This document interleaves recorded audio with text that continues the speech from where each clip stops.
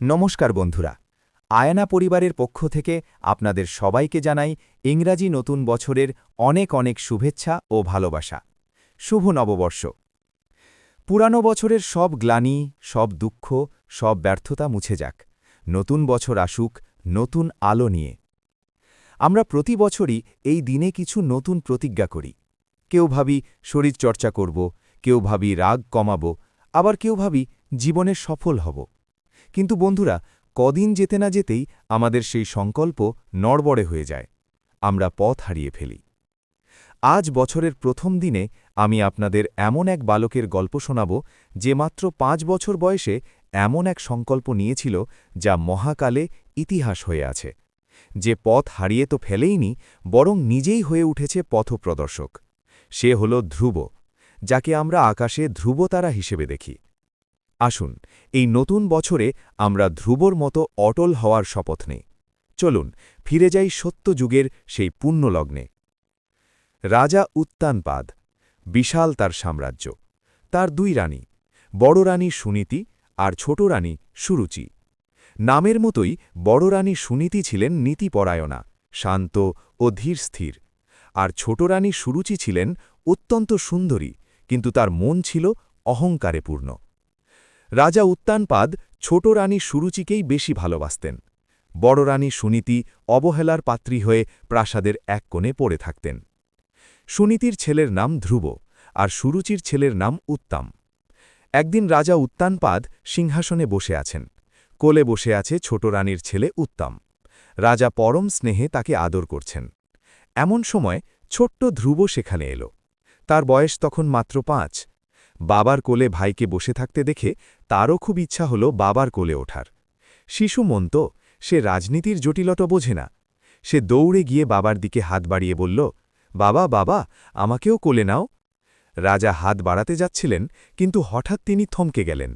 পাশে দাঁড়িয়েছিলেন ছোট রানী সুরুচি। তার ভয়ে রাজা নিজের বড় ছেলেকে স্পর্শও করতে পারলেন না। রাজা মুখ নিচু করে রইলেন। সুরুচি তখন এক নিষ্ঠুর হাসি হেসে ধ্রুবকে ধাক্কা দিয়ে সরিয়ে দিলেন। বললেন, দাঁড়াও, কার কোলে ওঠার স্বপ্ন দেখছ তুমি? রাজার কোলে? ওই স্থান শুধুই আমার ছেলে উত্তমের, তুমি ওখানে বসতে পারো না। ধ্রুব অবাক হয়ে বলল, কেন ছোটমা, আমিও তো বাবারই ছেলে। সুরুচি বিদ্রুপের সুরে বললেন, তুমি রাজার ছেলে হতে পারো, কিন্তু তুমি তো আমার গর্ভে জন্মাওনি। তুমি সেই হতভাগী সুনীতির ছেলে। যদি রাজার কোলে বসতেই হয়, তবে যাও, বনে গিয়ে নারায়ণের তপস্যা করো। তাকে বলো তোমাকে আবার আমার গর্ভে জন্ম দিতে, তবেই তুমি এই রাজসিংহাসন পাবে। ছোট্ট ধ্রুবর বুকে যেন বান বিঁধল। সৎ মায়ের এই অপমান আর বাবার এই নীরবতা সে সহ্য করতে পারল না। সে কাঁদতে কাঁদতে মায়ের কাছে ছুটে গেল। রানী সুনীতি তখন পুজো করছিলেন। ছেলেকে কাঁদতে দেখে বুকে জড়িয়ে ধরলেন। সব শুনে সুনীতি দীর্ঘশ্বাস ফেলে বললেন, বাবা ধ্রুব, কেঁদো না। তোমার ছোট মা ঠিকই বলেছেন। আমি হতভাগিনী, তাই আমার গর্ভে জন্মে তুমি আজ এত অপমানিত হলে। ধ্রুব চোখ মুছে রাগী গলায় বলল, মা, আমি এই অপমান মানব না। আমি এই বাবার সিংহাসন চাই না। আমি এমন এক স্থান চাই যা এই রাজ্যের চেয়েও বড়, যা কেউ কোনোদিন আমার থেকে কেড়ে নিতে পারবে না। তুমি বলো মা, সেটা কে দিতে পারেন? সুনীতি ছেলের মাথায় হাত বুলিয়ে বললেন, বাবা, এই জগতে একমাত্র নারায়ণই পারেন সবাইকে তার যোগ্য স্থান দিতে। তোর ছোট মা তোকে বনের পথ দেখিয়ে দিয়েছেন। তুই যদি সত্যিই কিছু চাস, তবে সেই পদ্ম পলাশলোচন হরির শরণ নে। মায়ের কথা ধ্রুবর মনে গেঁথে গেল। মাত্র ৫ বছরের শিশু, কিন্তু তার সংকল্প হল হিমালয়ের মতো কঠিন। সে ঠিক করল সে বনবাসে যাবে, নারায়ণকে খুঁজে বের করবেই। ধ্রুব বেরিয়ে পড়ল রাজপ্রাসাদের আরাম ছেড়ে কণ্টকাকীর্ণ বনের পথে। ঘোর জঙ্গল, বাঘ ভাল্লুক ঘুরে বেড়াচ্ছে, কিন্তু ধ্রুবর কোনো ভয় নেই। তার মনে শুধু একটাই প্রশ্ন, কোথায় পাব পদ্মপলাশলোচন হরিকে? পথিমধ্যে তার দেখা হল দেবর্ষি নারদের সাথে। নারদ মুনি ধ্রুবর এই কঠোর প্রতিজ্ঞা দেখে তাকে পরীক্ষা করতে চাইলেন। নারদ বললেন, ওরে বাছা, তুমি তো নিতান্তই শিশু। এই বয়সে কি কেউ বনে আসে? মান অপমান তো বড়দের ব্যাপার। তুমি ফিরে যাও, বড় হয়ে তপস্যা করো।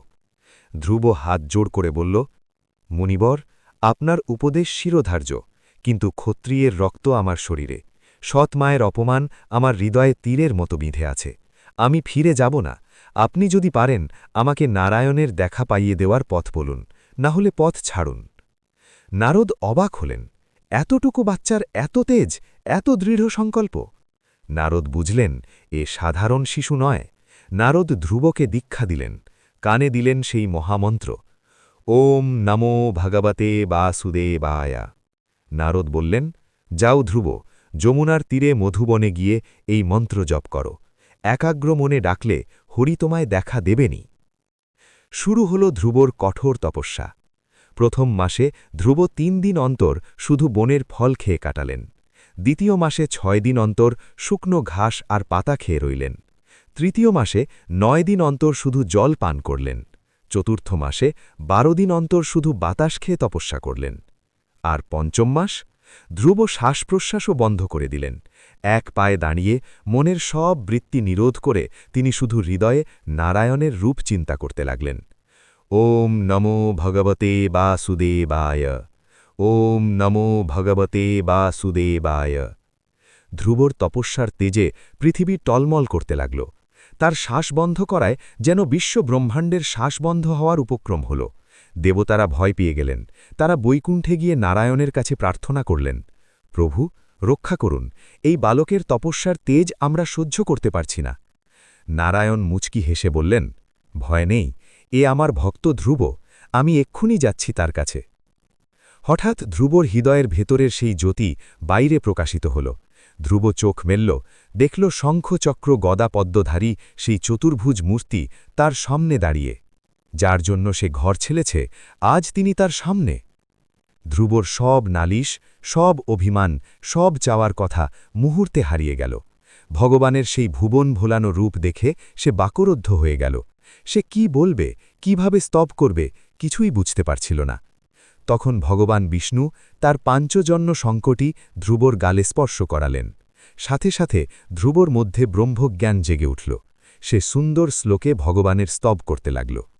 ভগবান খুশি হয়ে বললেন, বৎস ধ্রুব, তুমি তোমার সংকল্পে খুব খুশি হয়েছি।